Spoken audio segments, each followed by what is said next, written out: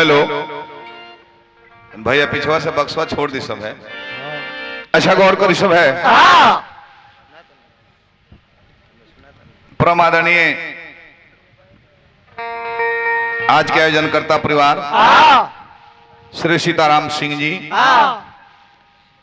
कृष्णा सिंह जी, हमारा परम गार्जियन कन्हैया सिंह जी, तीन भाई ये आज आयोजनकर्ता बनल बनी। आज हमने के वो फंक्शन में आयल में मालिक जौन में खुशी भी बा गम भी छुपल बा। खुशी ये बात के बाकी भगवान कृष्ण कहने के हे अर्जुन, ये आत्मा न जन्म लेती है न मरती है, न इसको आग जला सकती है, न बर्फ पिघला सकती है, न हवा सुखा सकती है। जिस प्रकार ये शरीर पुराने वस्त्र का त्याग करके नया वस्त्र धारण करती है, उसी प्रकार दिव्यांगद आत्मा पुराने जर्जर शरीर का त्याग करके नया चोला धारण करती है। तो खुशी है बात के बाकी वहां के स्वर्गीय हमारा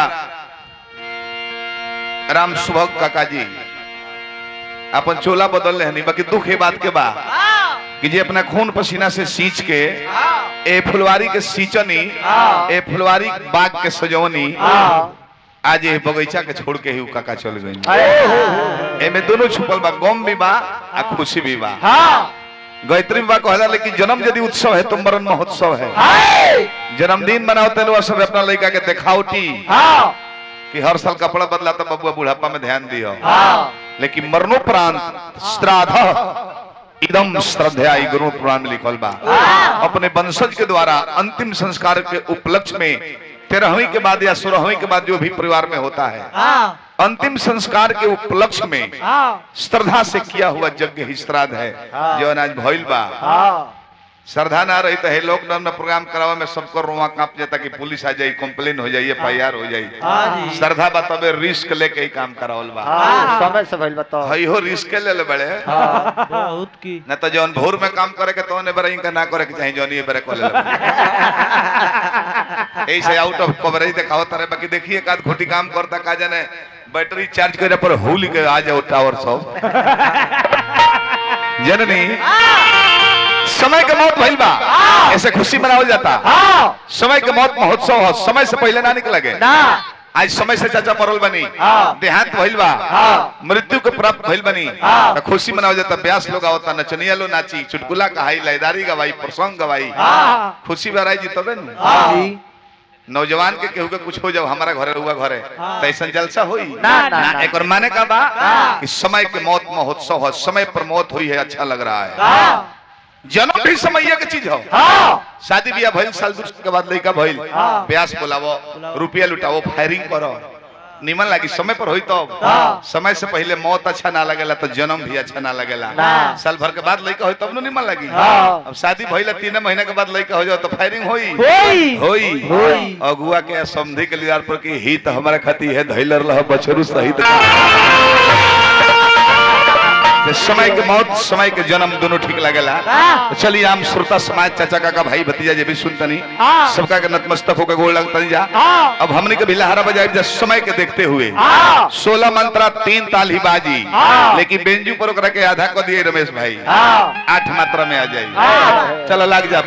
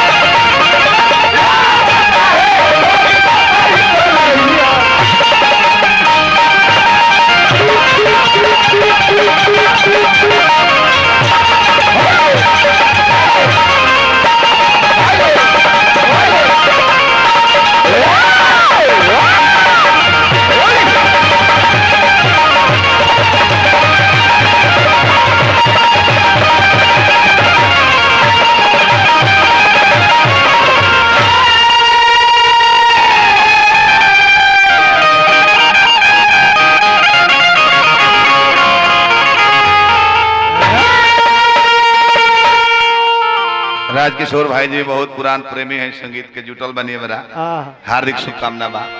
अब चलिए हमने के 11:30 समय हो गई बा। अब हमने के भी अपना साजबाज के बाद अब संगीत में चले के अपना बानी बाबा।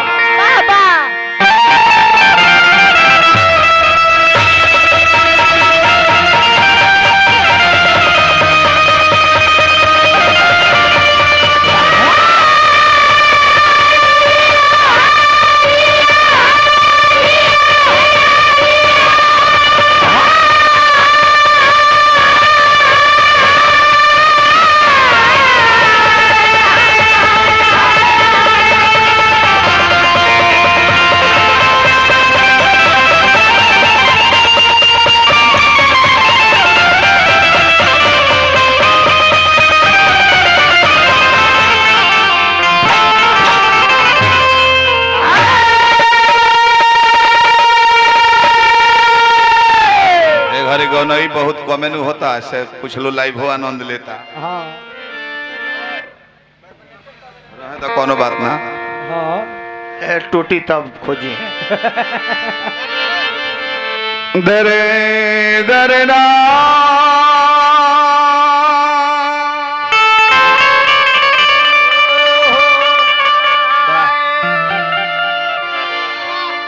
दरना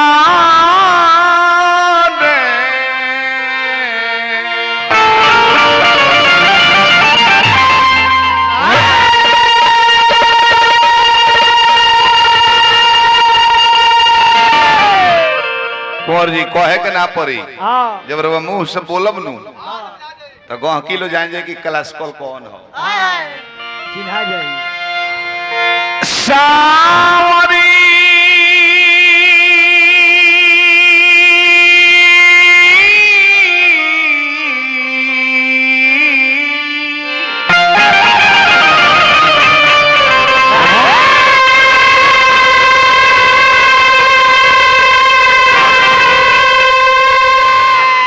सावरी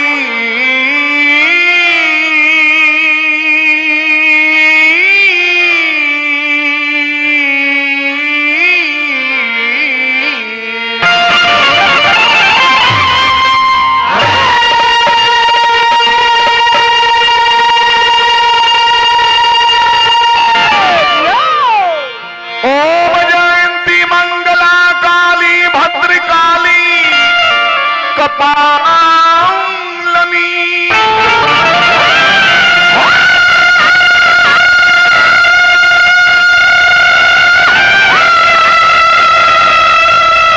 दुर्गा क्षमा शिवा धात्री स्वाहा स्वधा नमोस्तुते।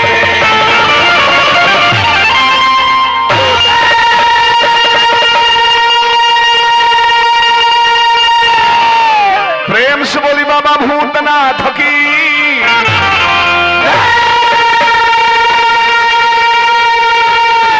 श्री गणेश भगवान की, रामचंद्र भैया की, कृष्ण भैया की, शारदा जी मैया की, शक्ति दुर्गा जी मैया की, पावन पवित्र धरती मैया की, अपने अपने गुरु गोसैया की, अपने अपने बाबू मैया की, आयोजन करवैया की, श्रोता मैया की, श्रोत्र के बाबा के संग संग अंजलि मैया की, सुमिरन वंदना स्तुति चिरौरी गुहार पुकार अधना प्रार्थना रिक्वेस्ट विनती नहीं हो रही है। एकाग्रचित होकर कॉन्सेंट्रेट माइंड होकर के देवी देवताओं का चिंतन मनन करना है, सुमिरन वंदना है। माने तो हमके सुमिरन जैसा समाप्त होइल। अच्छा सुमिरन माने का होला? बोझा लेके जाता रहो मंदिर लोकल दूरे से गोड़ लगे दुर्गा माई एक घड़ी याद घड़ी यादों में पुनियाद तुलसी संगत साध के हरि कोटि अपराध जतने तो ध्यान से कोई लो अभी ना जेठ जामे गावत और हरे राम राम राम हरे हरे आ तले के गोड़ लगे चमड़ा के जूता पहन के तो पहन के खड़े खड़े घरे चल जाए। हर दिमाग कंसंट्रेट चाहिए, तारा भीतरी प्रेम चाहिए। उस सुमिरन है सुमिरन कैसे कहल जाए? कैसे हमने के दुर्गा जी में ध्यान लगा गणेश जी में, गणेश जी आई ना लाज बचाई ना ध्यान लगोले बन जा गणेश जी में। तले बीच में केहू 50-100 रुपया के दे दीनू तो गणेश जी के साइड को के पहले उनका के 3 हाला सुमिरन वंदना करो, प्रणाम नमस्कार।